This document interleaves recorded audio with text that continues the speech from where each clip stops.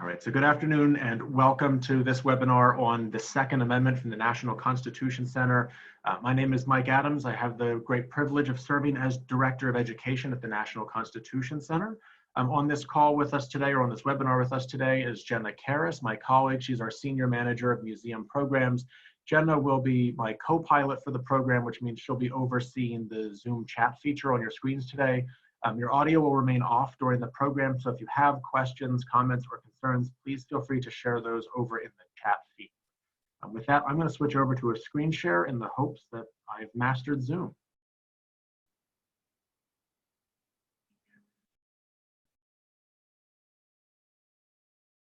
So this will be our presentation for the day. To quickly go over the game plan, again, we're recording the session. This recording will be emailed to you live later in the, or will be emailed to you later in the week, where you'll be able to find these materials live on the National Constitution Center's YouTube channel.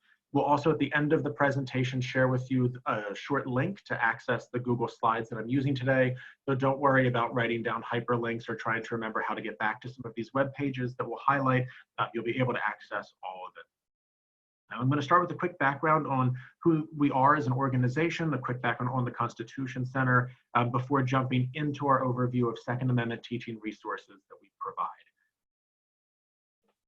So the National Constitution Center was chartered by Congress in 1988. I won't go into this in too much detail. If you really want to hear the full backstory of this, you can look at the videos of some of our earlier webinars where I go into more detail. But since there are some repeat visitors here, I'll move through kind of quickly. But we were chartered by Congress in 1988 as part of the Constitutional Heritage Act, which called for a national center to disseminate information about the United States Constitution on a nonpartisan basis in order to increase awareness and understanding of the Constitution among the American people. Like all important civic education mandates in the federal government, we were not funded, so we didn't actually open our doors until July 4, 2003. We are a nonpartisan, nonprofit organization. We are fortunate to have funders from across the philosophical and political spectrum.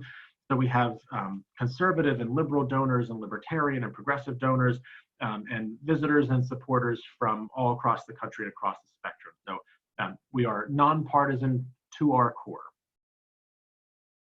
We offer a range of things. We are a museum in Philadelphia's historic district. Obviously, like most cultural institutions right now, we are closed in response to the global COVID-19 pandemic. But when we reopen, please come visit us, where you can see exhibitions, theatrical performances, and join special events. If you are in the Philadelphia region and you want to bring your students for an immersive constitutional experience where they can spend the day engaging with our exhibits and our staff and our constitutional experts, we have the Constitutional Ambassadors Program. We have town hall programs where we bring in leading constitutional law scholars and historians to talk about major constitutional questions and provisions. All of those programs have shifted to an online format as well. So if you've always wanted to join one of our town halls but weren't in the Philadelphia region, now you can join us online. And of course, we're a major online learning platform at constitutioncenter.org. The major resource that I'll talk about a little bit later in this webinar is the Interactive Constitution. Everything we do is built around a three-part constitutional literacy education framework. So if you've been to one of these webinars before, you probably can say this in your sleep, much like I can. The first part of our framework is historical foundations through storytelling, meaning if there's a major constitutional question we need to address, we look at the core root historical moments and stories that need to be communicated in order to understand how we got to where we are today. So if you want all history of all things all the time, we're probably not going to be the right resource for you. But if you want compelling stories that help you understand how we got to the types of, say, Second Amendment questions we face today, that's the kind of history that we're very much focused on.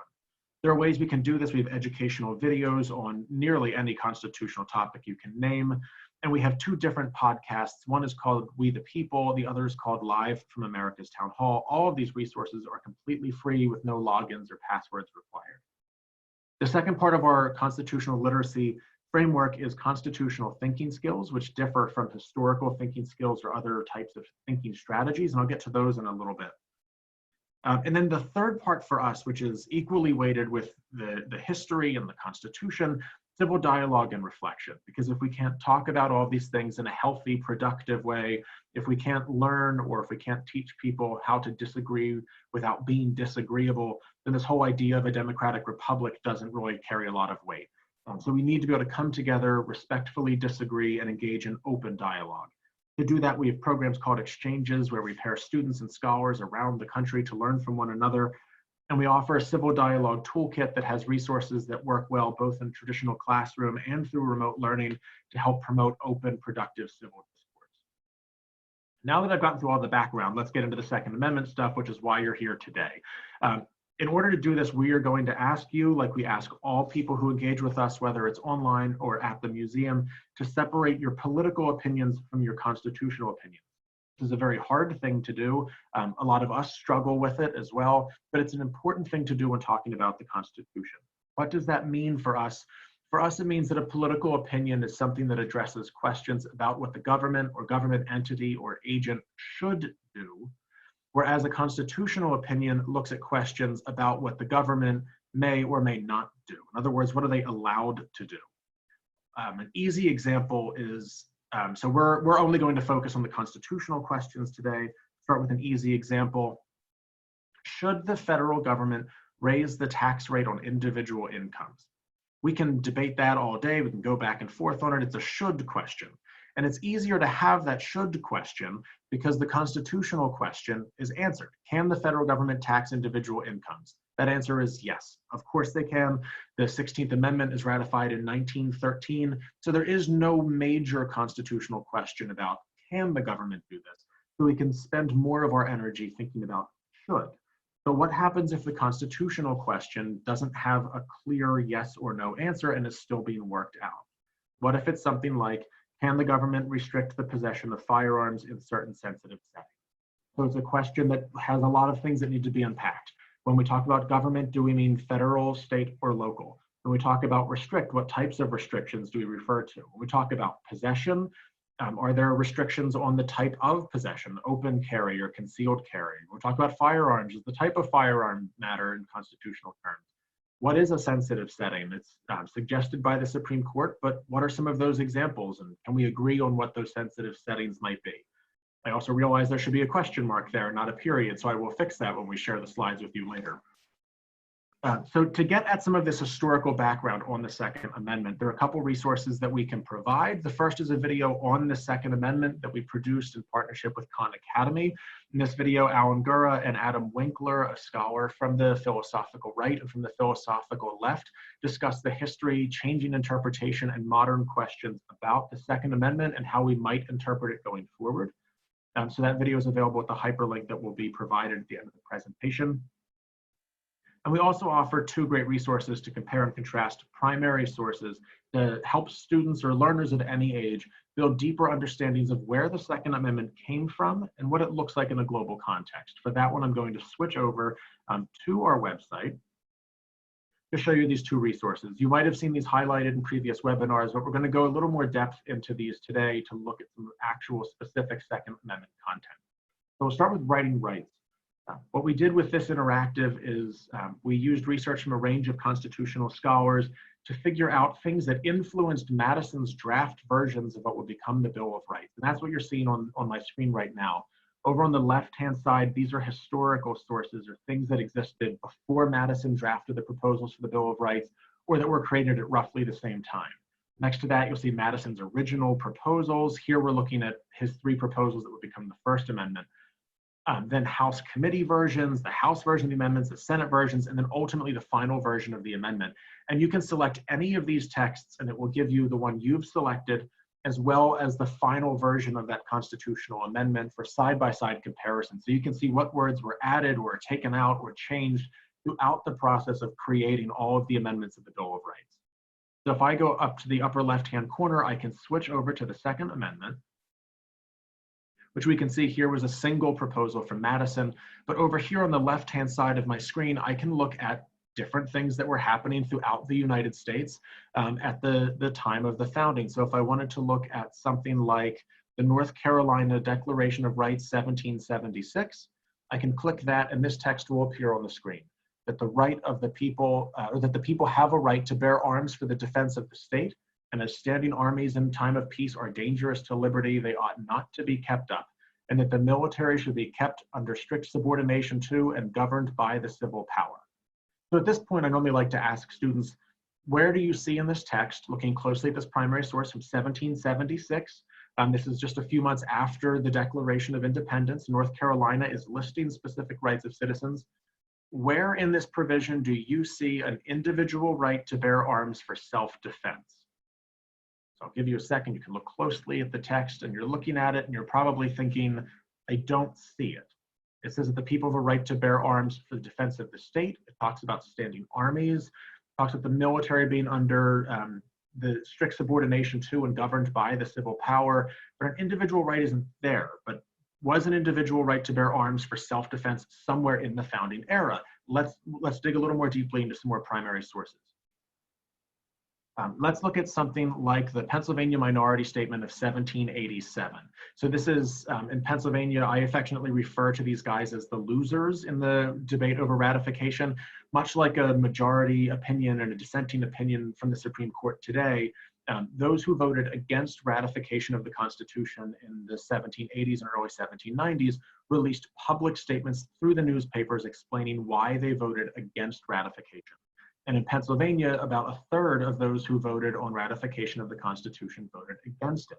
And one of the reasons they voted against ratification is because they thought the Constitution should have a sentence that reads something like this: that the people have a right to bear arms for the defense of themselves and their own state, or the United States, or for the purposes of killing game, and no law shall be passed for disarming the people or any of them unless for crimes committed or real danger of public injury from individuals. And then there's that same line about standing armies in time of peace are dangerous to liberty. That's in there again. And then it ends with this line about any person religiously scrupulous of bearing arms ought to be exempted upon payment of an equivalent to employ another to bear arms in his stead. What on earth does that long-winded 18th century sentence mean? It means that if for religious reasons, religious scruples, you can't or won't bear arms, you won't serve in the military, you don't have to, you'll be exempted. But you still have to pay someone else to serve on your behalf. So think of it as, I'm not going to serve in the military, but I have to get a sub. So it's the sub clause of an amendment to protect the right to bear arms. In Pennsylvania, of course, that's largely there because even though they weren't a majority of the population by the 1780s, the Quakers were a sizable religious minority and were and are a pacifist sect. So that's why that clause is proposed for Pennsylvania. But let's go back up to the top. That the people have a right to bear arms for the defense of themselves. There it is, the right to self-defense in 1787, the year the Constitution is written, proposed in Pennsylvania. They can defend their state or the United States, and they can go hunting, purpose of killing game, and they shall not be disarmed unless they've committed crimes or they're a danger to the public, which sounds like a strikingly modern interpretation of a right to bear arms. And that's in 1787. But let's look at one more example, Pennsylvania Constitution 1790. And that's down the bottom here. In 1776, Pennsylvania wrote what was considered the most, or what is still considered the most radical of the Revolutionary era constitutions. And because it was so radical and revolutionary, one of the things we learned very quickly was that it didn't work. So in 1790, we rewrote our state constitution, and into that text, we put this line: the right of citizens to bear arms in defense of themselves and the state shall not be questioned. Period. End of sentence. No other qualifiers. So we just looked at three different texts here. We looked at the North Carolina Declaration of Rights in 1776 that says you can, in North Carolina, you have a right to protect your state or the United States. In the Pennsylvania Minority Statement in 1787, there's a right to protect yourself, your state, or the United States, or to go hunting, but you can be disarmed if you're a danger to the public.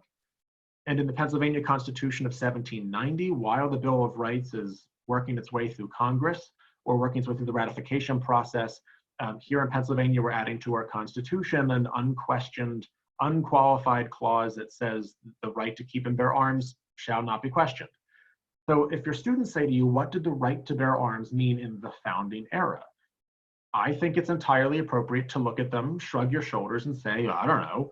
Because ultimately, at the end of the day, you have to ask questions like, which founding era? Do you mean the Revolutionary period? Because in 1776, there's a very different understanding of a right to bear arms than there is in Pennsylvania just a decade later. So it shows, the interactive shows you some of the complexity of American political and constitutional thought in the founding, that it wasn't necessarily a clear linear story. But here's what Madison proposed. Now the interactive is highlighted in yellow places where there are 3 or more legally significant terms that are the same. So you can just tell at a quick glance that the text you've selected is closer to the final version of the amendment. And here it says that the right of the people to keep and bear arms shall not be infringed, a well-armed and well-regulated militia being the best security of a free state, but no person religiously scrupulous of bearing arms shall be compelled to render military service in person. So that subclause, that religious exemption clause, is still in there. And in Madison's version, you don't have to hire someone to serve on your behalf. If you, for religious reasons, can't or won't bear arms, you don't have to. The House of Representatives, if I click over to their version of the amendment, they move around some of Madison's clauses. I guess they didn't like his syntax, but they essentially leave the meaning of the text intact. So well-regulated militia composed of the body of the people, security of the free state, and it ends with the religious scruples line again. The United States Senate, in other amendments you'll look at on this interactive, you'll see that the Senate version is not the final version, that a joint committee had to work out the differences in other amendments, but the Senate version for the second amendment is the final version. So a well-regulated militia being necessary to the security of a free state, the right of the people to keep and to bear arms shall not be infringed. They took out that religious exemption clause. And here's another great example of, if your students ask you, why did they take it out? Yet again, you can look at them, shrug your shoulders and say, I don't know, because the United States Senate did not keep detailed records of the debates around the Bill of Rights. So we don't actually know what was said on the floor of the United States Senate when these amendments were being debated. We can look at committee reports to get a sense of how things changed, but we don't have a smoking gun that says the United States Senate voted X, Y, and Z to remove this clause, and here's why. There are different theories as to why, mostly relating to issues around state power and state authority, but we can't say with a definitive, here's what the Senate said at the time way of answering that question. But that's where the amendment came from. And so what's important when you talk to students about the meaning of the amendment in the historical sense is that its meaning in the moment it's being created also has to be worked out. It's not like Madison just came up with a second amendment and 2/3 of both houses and 3/4 of the states agreed to it. He's trying to merge all of these ideas, all of these historical antecedents before the Constitution even comes into existence, before independence is secured, after independence, but before the Bill of Rights. And Madison has to merge that whole American political mind into a single sentence that can make it through both houses of Congress and through the state legislatures or through state ratification committees. And that's the text he comes up with. And you can see the changes, the things that were often in constitutional texts, by seeing what was taken out, we have a better sense of what's important about what remains. The other interactive I want to switch over to right at the top of the screen, you can see rights around the world. And in this one, you can take all of the rights that are explicitly listed in the US Constitution, so not ones that the court has read into the Constitution, but ones that the terms or the words or phrases actually appear in the text. And you can select any of those rights and then compare them to the way those rights are and are not expressed in other nations' constitutions. So if I wanted to select the right to bear arms, when I click this, it will highlight in yellow every country on earth whose current in effect constitution in some way, shape, or form addresses a right to bear arms. This is the point in this presentation, and I always like to reiterate that the National Constitution Center is a nonpartisan organization. I'm not making a political statement or a constitutional statement. I'm just showing you the constitutional reality of a right to bear arms in global constitutions. Already in yellow, it will show you every country who has a right to bear arms in their constitution. That's it. There aren't very many. There are only 5 in total, not counting us. So I'm going to zoom in to show you what some of those countries are. It's the United Kingdom, Iran, Mexico, Haiti, and Guatemala. Some of them have really, I think, really interesting provisions. We'll look at Iran first. So in Iran, you can do the same side-by-side text comparison in this interactive as you could in the other, but in accordance with noble Quranic verse, you have to prepare against your enemies whatever force you're able to muster, horses ready for battle, striking fear into God's enemy and your enemy. The government is obliged to provide a program of military training with all requisite facilities for all its citizens in accordance with the Islamic criteria in such a way that all citizens will always be able to engage in the armed defense of the Islamic Republic of Iran. The possession of arms, however, requires the granting of permission by the competent authorities. Look at another one. We'll look at the United Kingdom. The English Bill of Rights of 1689 said that the subjects which are Protestants may have arms for their defense suitable to their conditions and is allowed by law. And that's a way to make sure that the monarchy and parliament don't fall under Catholic hands and to keep a Protestant government in control of the United Kingdom. Or I guess England, there wasn't a United Kingdom yet.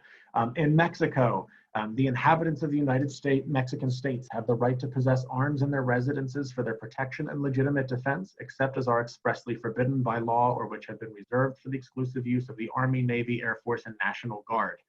Federal law will determine the circumstances, conditions, requirements, and places in which the bearing of arms by inhabitants will be authorized. Guatemala and Haiti have very similar clauses, so I'll just show you Mexico's for now. All of this is a way to say not that the Second Amendment is good or bad or right or wrong, or that a right to bear arms is or is not a fundamental right, but it is a way to say that the United States Constitution's Second Amendment is unlike any constitutional provision you'll find anywhere else in the world. So when people ask, or when students ask, there's a mass shooting in New Zealand and within 2 weeks certain types of firearms are banned nationally. There's nothing in New Zealand's constitution that suggests that there is a constitutional right to bear arms, or people say there hasn't been there was a mass shooting in Australia in 1992 and handguns in public places were banned, but there's no constitutional provision in Australia that suggests that there is a right to bear arms. No one else has a sentence that reads as openly or leaves so much room for interpretation as our Second Amendment. A well-regulated militia being necessary to the security of a free state, the right of the people to keep and bear arms shall not be infringed. It's more open for interpretation than some of these other provisions that explicitly say things like suitable to their condition and is allowed by law. So there's a space for interpretation in the United States Constitution's Second Amendment that makes it stand alone and different from the way this conversation can progress in the rest of the world. So with that, let's switch back to the PowerPoint to quickly go over some additional resources. To move the constitutional thinking beyond the historical era, in the Interactive Constitution, there's a series of 3 essays, A Common Interpretation written by Nelson Lund and Adam Winkler, a leading libertarian conservative on the Second Amendment and a leading liberal progressive on the Second Amendment. And together, those 2 scholars wrote 1 essay on everything they agree about on the Second Amendment. So if you want a nonpartisan, 3-page, only 1,000 words, 3-page resource that will help you and your students understand why the Second Amendment was put in the Constitution in the first place, how its interpretation has changed over time, an overview of major Supreme Court cases, and then posing of the major questions that we face today, the essay written by the 2 of them is available in the Interactive Constitution. And then once you've read the essay that both of them wrote, you can read an essay written individually by those same 2 scholars, where they get to write from their perspective how we ought to interpret the Second Amendment going forward. So a solid nonpartisan foundation, and then a leading liberal and conservative viewpoint on how we can look at the Second Amendment going forward. To help your students with that, when you get the PowerPoint, both of these are hyperlinked. We have 2 different Second Amendment lesson plans. On the left, you'll see the middle level lesson plan. On the right, the high school level lesson plan. Both of these use the essays from the Interactive Constitution to help students form their own viewpoints and understandings and their own constitutional opinions about the Second Amendment.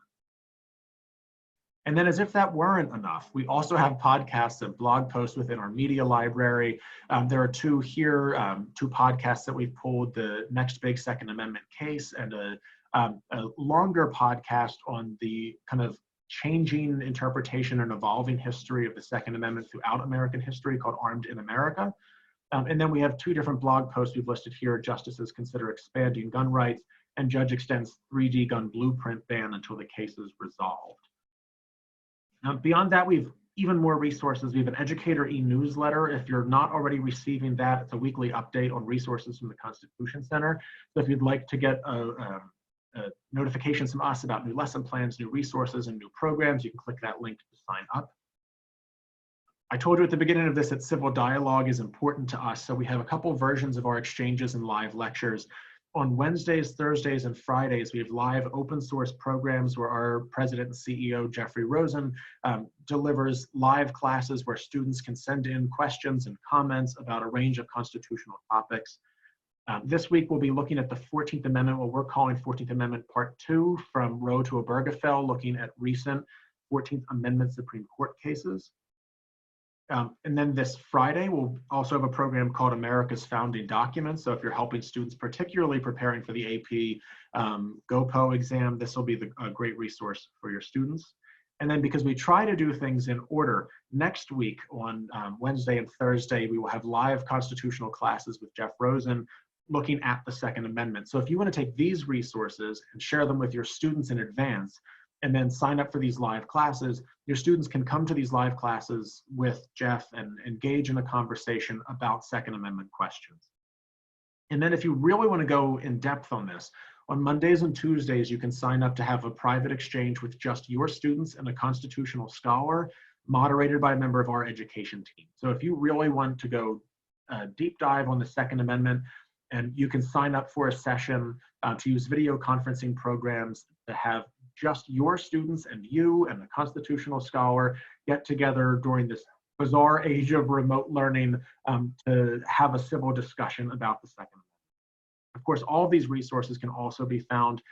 They're organized collectively on the Interactive Constitution Classroom Edition.